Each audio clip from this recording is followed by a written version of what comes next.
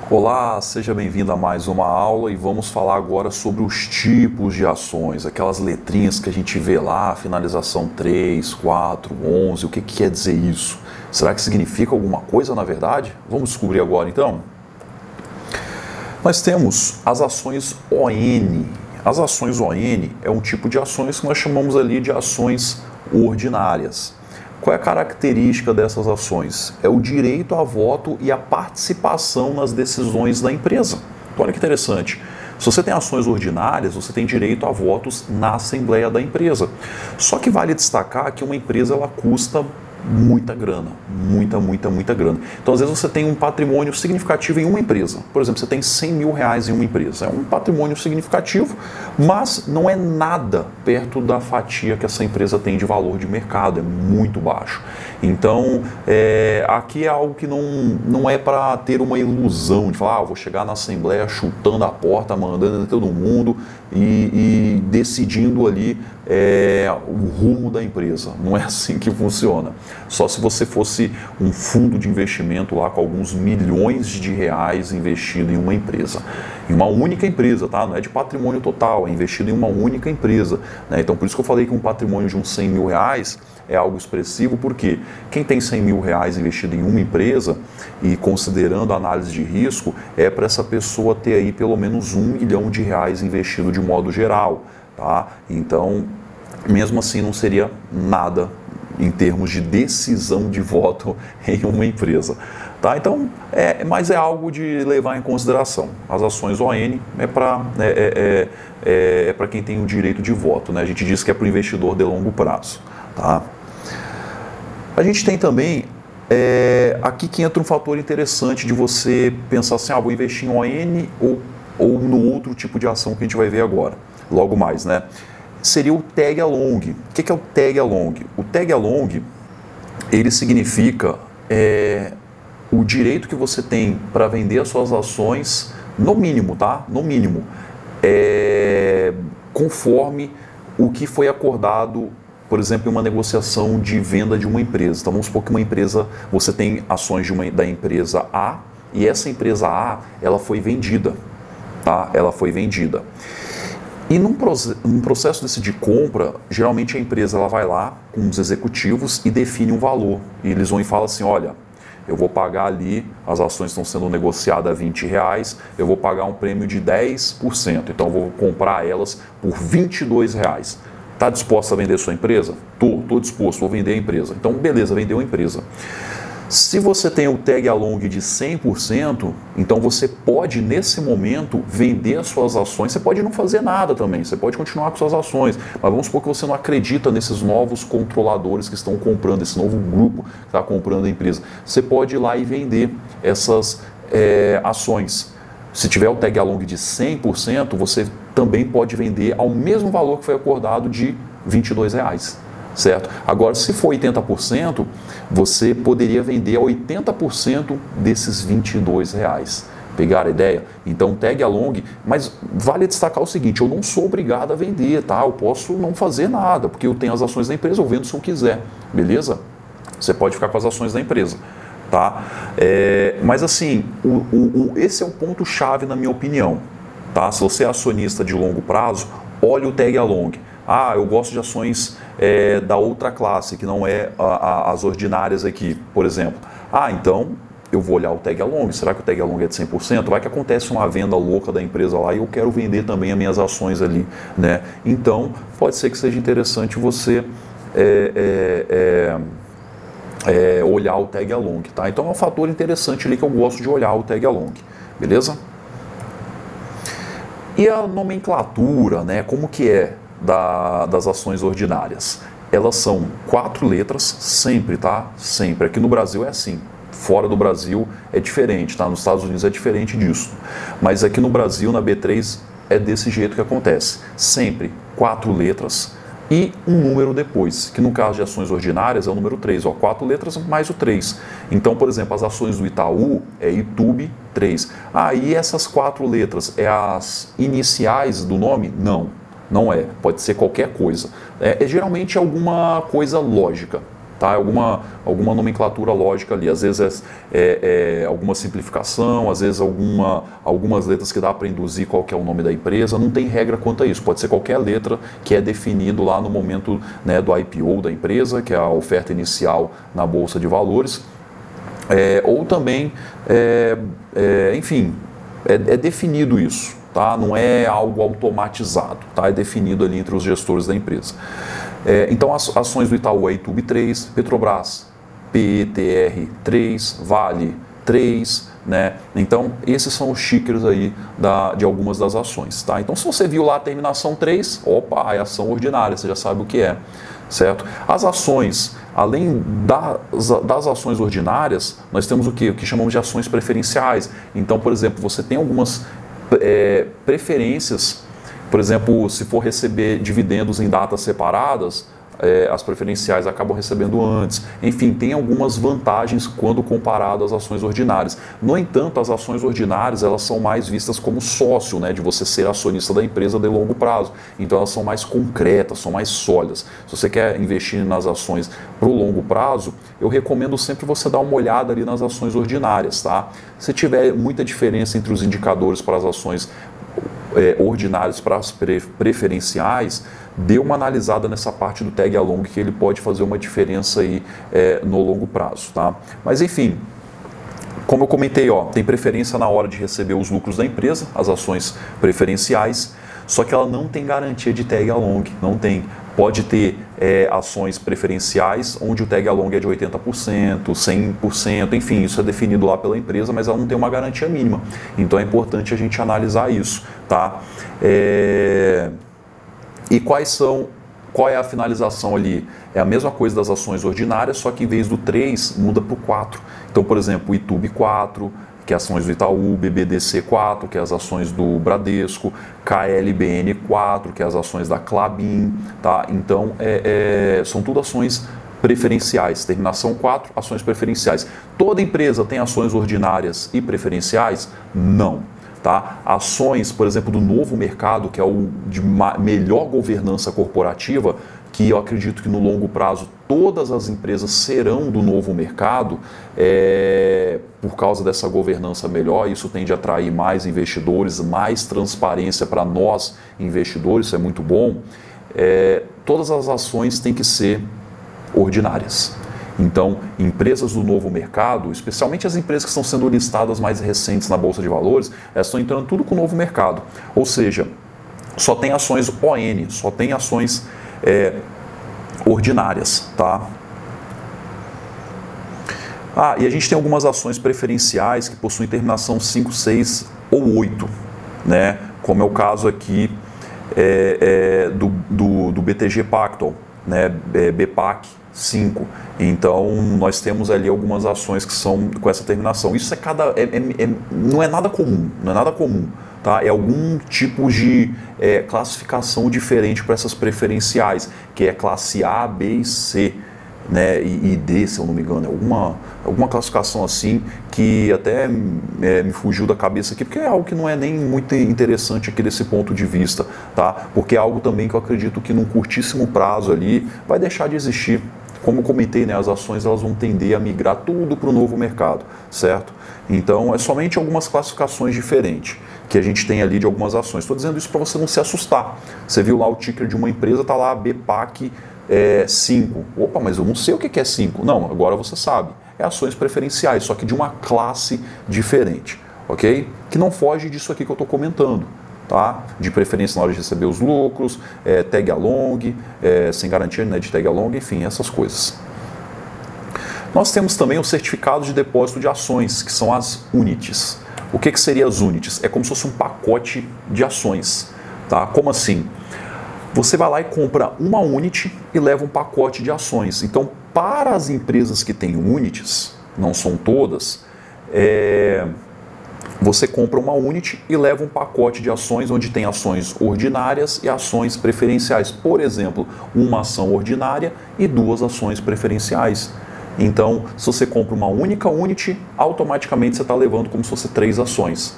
Na sua corretora você só vai ver uma UNIT, mas dentro dessa UNIT tem lá uma ação ordinária e 2 preferenciais, ok? 3 ações no total.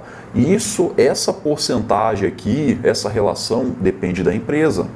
Eu estou usando números aleatórios aqui, tem empresa que vai ser 1 para 1, 1 para 2, 1 para 3, 1 para 4, depende da empresa, tá?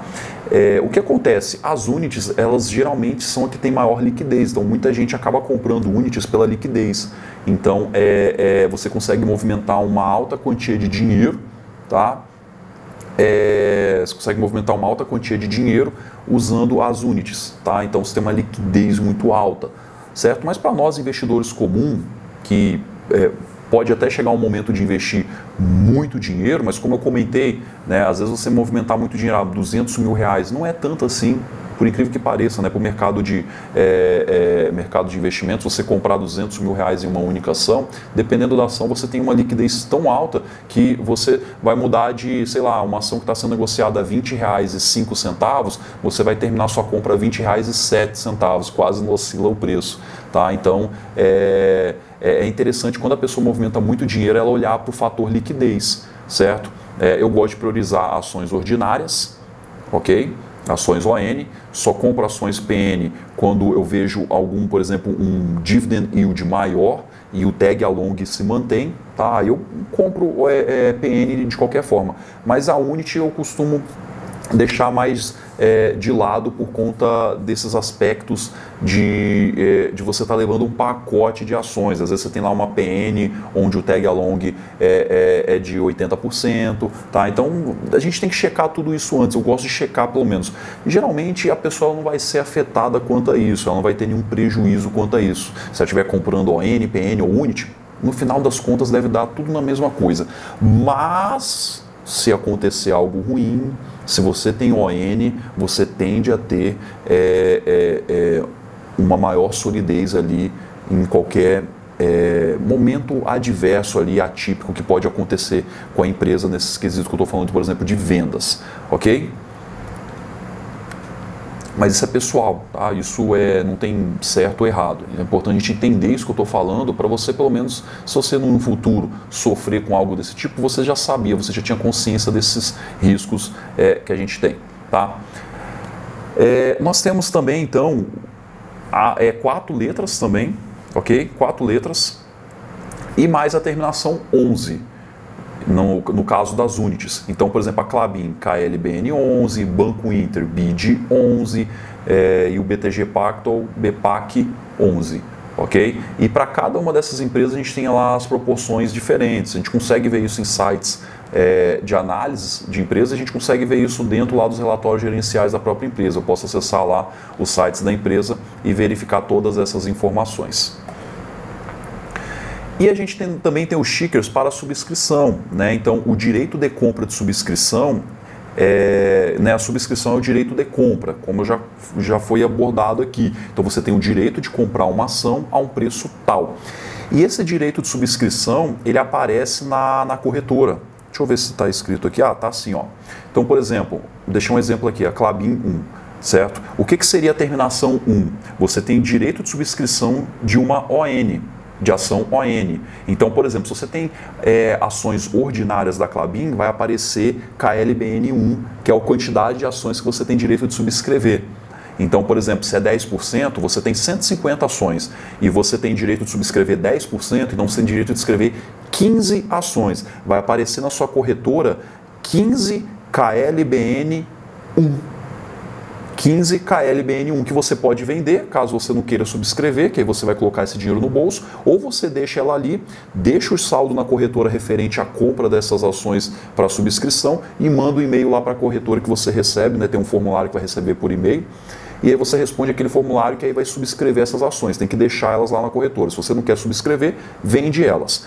E aí, se você for subscrever, elas vão aparecer com a terminação 9. Até o processo dela integrar essas 15 novas ações que você subscreveu, até integrar com essas 150 que você tinha antes, de KLBN 3, terminação 3, ela vai ficar com terminação 9, até esse processo de integração. Quando acontecer isso, o 9 vai sair da sua corretora, as 15 KLBN 9 e vai entrar como KLBN 3. Tá? Isso é para quem fica acompanhando ali a corretora, mas às vezes você nem vê esse processo acontecendo. Você coloca lá que você vai subscrever, daqui a um mês você acessa a corretora, já aconteceu tudo isso, você não viu nada disso que eu comentei. Tá? Então, mas fica a curiosidade aqui, né? Se bater essa dúvida, pô, mas o que é esse negócio aqui, KLBN 2? Opa, o 2 é porque você tinha ações preferenciais, então você tinha KLBN 4, e aí aparece KLBN 2, que é o direito de subscrição para as ações preferenciais. Meio confuso isso, né? Muito louco isso. Mas é tudo automatizado, fique tranquilo que já vai aparecer na sua corretora lá, você só vai exercer ou não, se não quiser exercer, vende que você ganha um dinheirinho com isso, tá? E aí, para as ações preferenciais, se você exercer o direito, passou o tempo de exercer o direito, elas vão ser colocadas lá na sua conta na corretora como KLBN 10, referente às ações preferenciais. E por fim, nós temos lá os BDRs. O que são os BDRs? BDRs é os recibos de ações de empresas estrangeiras que são negociadas na Bolsa de Valores aqui no Brasil. Por exemplo, eu consigo comprar ações do Google aqui no Brasil. Eu não preciso abrir conta lá na corretora, lá no exterior. Eu posso acessar aqui e comprar BDRs do Google, que é um recibo de uma ação, né, que é negociado lá do Google, lá fora. Então ela acompanha o preço da ação. Não é propriamente uma ação, mas é um recibo. É como se fosse uma ação. Inclusive você consegue transferir essa BDR para alguma corretora lá no exterior. Então, sei lá, daqui 10 anos eu tenho lá um monte de BDR e eu abri uma conta no exterior. Eu posso transferir tudo, que é convertido tudo automaticamente lá de forma proporcional à quantidade de ações. Por exemplo, às vezes você tem assim, uma ação lá no exterior, geralmente as ações do exterior você consegue comprar muito fracionado. Então, elas são, uma ação, ela é muito alto o preço. Então, às vezes você tem lá uma ação no exterior, são 10 BDRs. Então, por exemplo, a cada 10 BDR, você ganharia uma ação no exterior. É como se fosse isso, depende da relação da empresa, depende de empresa para empresa. Tá? Mas, enfim, você consegue transformar os seus BDRs em ações, caso você queira fazer isso no futuro. Tá? Então, BDRs é uma forma simples, rápida e fácil do investidor que está começando aí investir no exterior sem muita burocracia, né? Eu prefiro investir diretamente no exterior, tá? Eu tenho conta no exterior para fazer as negociações diretamente por lá. Mas às vezes você vai negociar muito pouco, né? Não está começando, você pode investir por BDR. BDR traz essa facilidade, um imposto de renda. Se você investe no exterior, você tem que fazer 2 declarações de imposto de renda. Às vezes você vai investir, sei lá, só, né, R$5.000 no exterior. Às vezes pela dor de cabeça, burocracia, vai em BDR mesmo. Aí no futuro, se você quiser, se aprimorou mais aqui, transfere isso para o exterior, ou vende aqui, compra lá no exterior, enfim, ou deixa aqui e os seus novos investimentos você faz no exterior, enfim, você pode fazer isso. Mas se você for investir pouco, está começando, por simplicidade, começa por BDR, né? Agora, se você já vê que você, no longo prazo, você vai investir um grande patrimônio significativo, às vezes abrir uma conta no exterior pode ser interessante, até mesmo pelo risco país. Vai que aqui no Brasil eles resolvem confiscar todo o meu dinheiro por algum motivo, né? Como já aconteceu lá de ter confiscado a poupança. Eu acho que isso nunca vai acontecer mais, porque hoje a gente tem um sistema muito sólido e também a gente tem as redes sociais onde vai barrar um político que iria defender, por exemplo, vamos confiscar a poupança de todos os brasileiros. Vai ter algum político lá para ir contra, bater de frente, mostrar aqueles que estão a favor e a população vai remover esses políticos da frente, né? Pelo menos deveria, né? Mas eu acho que essas coisas não irão acontecer mais. Mas se você quiser eliminar esse risco, uma forma é você tirar o seu dinheiro do país e levar para um outro país. Você elimina esse risco que eu acabei de mencionar. Tá? E aí, quais são as terminações das BDRs? As BDRs elas têm terminação 32, 33, 34 ou 35. Então, se você vê lá um ticker com essas terminações, é uma BDR. Então, por exemplo, FBook 34 é as ações do Facebook, GOOG 34 é as ações do Google, AAPL 34 é as ações da Apple. Tá? Então, essas são as denominações aqui para os BDRs. E adicional a isso, que eu estou lembrando aqui agora, que eu não mencionei, lá para a Unities, a gente não é toda a terminação 11 que é Unity. Toda unit possui terminação 11, toda unit, mas os fundos imobiliários também têm terminação 11, né? Os ETFs, que a gente vai ver também, depois dessa aula, nós vamos ver sobre os ETFs, também tem terminação 11, ok? Toda unit tem terminação 11, mas nem todo ticker com terminação 11 é unit. Pode ser unit, pode ser fundos imobiliários e pode ser também ETFs, beleza?